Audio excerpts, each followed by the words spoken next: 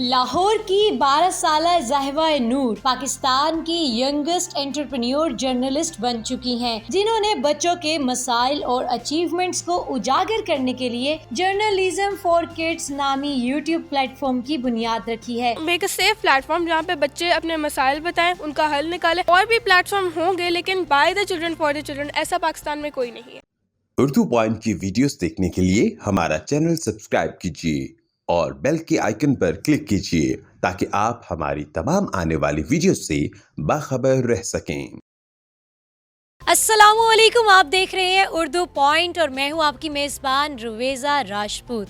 Viewers, आज मैं आपकी मुलाकात पाकिस्तान की सबसे पहली youngest journalist entrepreneur of Pakistan Zahiwa Noor से करवाने जा रही हूं, जिन्होंने एक अनोखा ही काम किया है। छोटी सी जर्नलिस्ट है और 12 इयर्स इनकी एज है। ये जी चाइल्ड राइट्स की बात कर रही हैं, एक्टिविस्ट भी हैं, मोटिवेशनल स्पीकर भी हैं, बहुत अच्छी गुफ्तगू करती हैं और ये क्या क्या काम करने वाली हैं बच्चों के लिए और क्या कर चुकी हैं, इन्हीं से जानते हैं। अस्सलाम वालेकुम जी।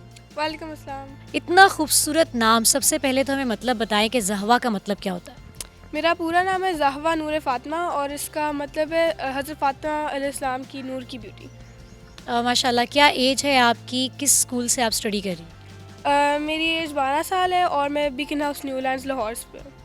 ज़ाहिवा, सबसे पहले तो मुझे ये बताइए कि आखिर इतना नायाब ख्याल कैसे आ गया आपके जहन में। असल में ये तब शुरू हुआ था जब मैंने अपने स्कूल के लिए ग्रीक सिविलाइजेशन पे डॉक्यूमेंट्री बनाई थी। वहाँ से मुझे एक आइडिया आया कि मैं इसको कहाँ लगा सकती हूँ ताकि और लोग भी देख सकें। फिर मैंने अपनी मामा से जाके पूछा एक जर्नलिस्ट कैसे बन सकते हैं, क्या बच्चे जर्नलिस्ट बन सकते हैं, तो उन्होंने कहा क्यों नहीं। तो फिर उसके बाद मैंने अपने स्कूल जाके जो मेरे स्कूल के बच्चे थे उनका इंटरव्यू किया कि उनको मीडिया का क्या पता है, सहाफ़त का क्या पता है, और मुझे उससे ये पता लगा कि उनको न्यूज़ में इतना इंटरेस्ट नहीं है। तो फिर मैंने सोचा कि क्यों ना एक ऐसा प्लेटफॉर्म हो जर्नलिज्म फॉर किड्स जो बच्चों के लिए कंटेंट बनाए और न्यूज़ को भी कनेक्ट करे। अरे वाह, ज़बरदस्त। जब आपने अपनी मामा से डिस्कस किया, ये कब की बात है वो हमें बताइए, और वेरी फर्स्ट टाइम वो दिन बताएं जब आपके जहन में आया कि क्या बच्चे भी जर्नलिस्ट बन सकते हैं। बेसिकली जब मैंने अपनी डॉक्यूमेंट्री बनाई थी और दिखाई थी। किस स्टैंडर्ड में बनाई थी? अपनी ग्रेड 6 में बनाई थी अपनी। सही हो गया। इट मीन्स कि इनकी फ़र्स्ट इंस्पिरेशन ही मामा है। कि मामा क्या करती हैं आपकी, सबसे पहले हम ये जानेंगे। मेरी मामा भी सहाफ़ी हैं, वो न्यूज़ चैनल्स के साथ मेन स्ट्रीम मीडिया में काम करती रही हैं। सही हो गया। कि आपको मामा को देख के ऐसा आपको महसूस हुआ कि आपको भी जर्नलिस्ट बनना है, या फिर कोई ऐसा वाक़या जो आपके साथ पेश आया स्कूल में जिसके बाद आपने सोचा कि आप जो है बच्चों के लिए कुछ करेंगी? मेरी जो आइडल हैं वो मेरी मामा ही हैं, और जो मेरा आइडिया था वो स्कूल से आया था, जो मैंने डॉक्यूमेंट्री बनाई थी। लेकिन my idol is my mom, और मैंने उन्होंने ही सारा सीखा। मुझे ये बताओ ज़ाहिवा कि एक छोटी सी बच्ची जो कि जर्नलिस्ट बन गई है, हम कह सकते हैं, तो आप अपनी जर्नलिज्म को कहाँ, किस एंगल से देखती हैं और कहाँ पे लेकर चलेंगी? बड़े होके तो मैं I want to work in this field, इसी करियर को मैं परस्यू करना चाहती हूँ। और I just want to make a safe platform जहाँ पे बच्चे अपने मसाइल बताएं, उनका हल निकालें और अपनी अचीवमेंट्स भी बताएं। तो this was my aim, and मैं बड़े होके भी जर्नलिस्ट ही बनना चाहूँगी। सही हो गया। मुझे ये बताओ कि ऐसा आपके साथ, खुद के साथ ऐसा क्या हुआ, कौन सी ऐसी चीज़ें हैं, the things you have faced in your life, जिसके बाद आपने सोचा कि आप कुछ ऐसा करेंगी जो किड्स के तमाम राइट्स पे बात की जा सके। जब मेरी एक हॉबी फ़ुटबॉल है, और जब मैं फ़ुटबॉल खेलती थी तो जो बच्चे थे वो मुझे कहते थे कि तुम लड़की हो, तुम नहीं खेल सकती, और ये कैसे हो रहा है। तो उसके बाद फिर मैंने सोचा कि there should be a platform जहाँ पे बच्चे अपने मसाइल भी बताएं।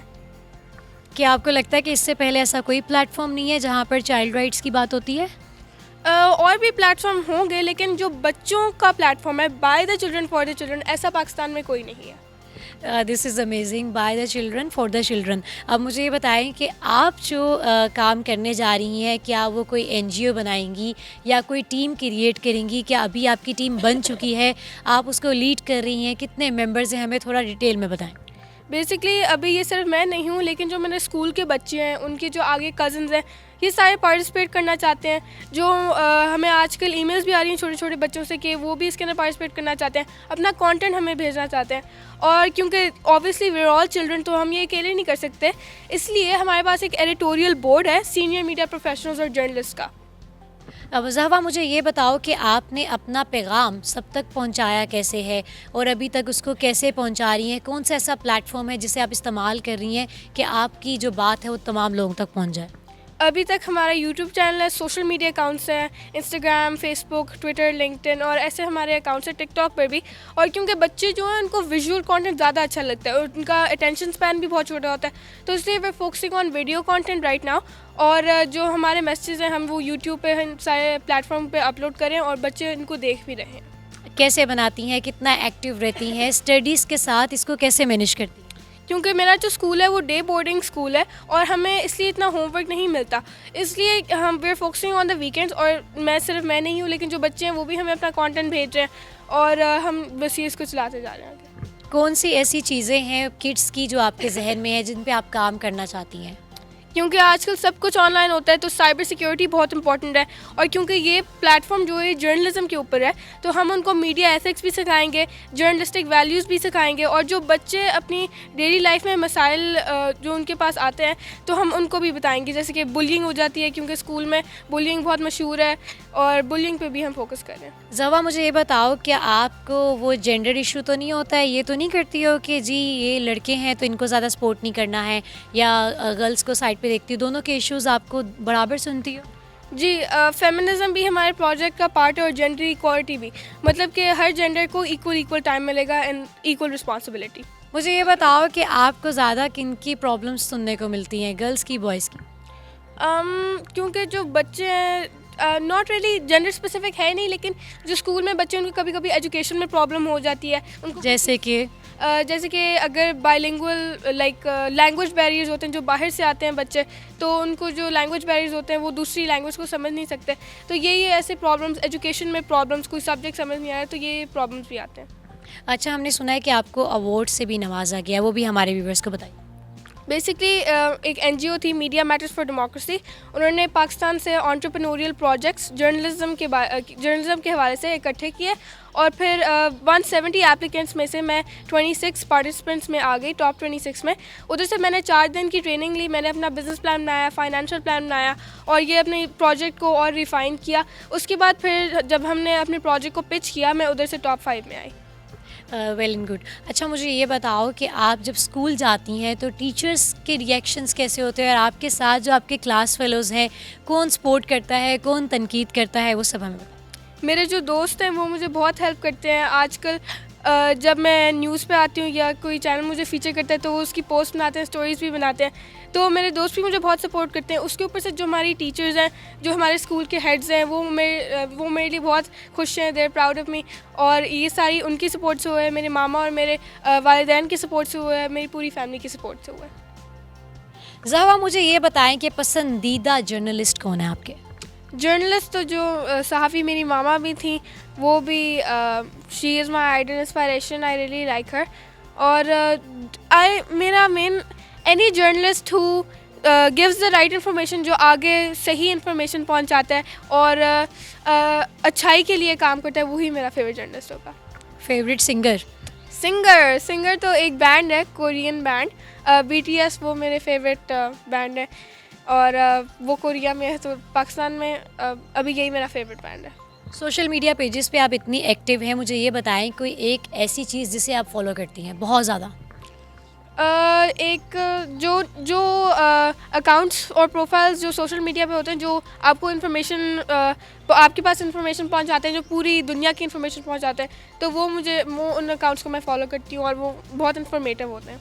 कौन ऐसा शख्स है जो अभी तक आपको मिला और उसने कहा हो कि यार ये तो नहीं पॉसिबल है कि इतनी छोटी सी 12 इयर्स ओल्ड बच्ची छोटी सी कह दे उठ के कि भी मैं जर्नलिस्ट हूँ? अभी तक शुक्र है मुझे ऐसा कोई मिला नहीं, क्योंकि सारे जो हैं वो they believe in me and they think that I can do good. कोई ऐसी मुश्किल अभी तक पेश आई है जिस पे आपको लगे कि मुझे इसको स्टडी करना है और I won't have any information about it? अभी तक तो ऐसा नहीं है, लेकिन जो बच्चे हैं, जैसे कि हमारा एक प्रॉब्लम आया था कि हमें ये नहीं पता कि कितने बच्चे उनके साथ अपने ही गैजेट्स हैं या अपने पेरेंट्स के गैजेट्स इस्तेमाल कर रहे हैं, तो इसलिए हम उसके ऊपर भी डाटा कलेक्ट करने की कोशिश कर रहे हैं। इसके अलावा क्या हॉबीज़ हैं, क्या एक्टिविटीज़ हैं आप? मैं फ़ुटबॉल में मुझे फ़ुटबॉल बहुत अच्छी लगती है। मुझे आर्ट्स भी बहुत अच्छी लगती है और मैं खाना भी खुद बना लेती हूँ, मुझे वो कुकिंग बहुत अच्छी लगती है। तो football because I am a football player of my school and my team is well, तो I also stand with the women and this is part of feminism is well when I play football. क्या आप satisfy हैं कि आप एक छोटी सी journalist बन गई हैं? क्या इसी को आगे लेकर चलेंगी या सोचती हैं कि यार मुझे कुछ और बनना है? मैं एक कोई ऐसा काम करना चाहती हूँ जो कम्युनिटी को बेनिफिट करे, जो कम्युनिटी की हेल्प करे, मदद करे। तो जो भी मैं करूँ, क्योंकि जर्नलिज्म जो सहाफ़त है, it's all about helping people, लोगों की मदद करना, उनके पास इंफॉर्मेशन पहुँचाना और इंफॉर्मेशन को छेड़ना ना, और वही इंफॉर्मेशन सेफली लोगों को पहुँचाना और कम्युनिटी की मदद करना। सो जो भी मैं करूँगी वो कम्युनिटी के लिए होगी and I hope that I can be the voice of the voiceless.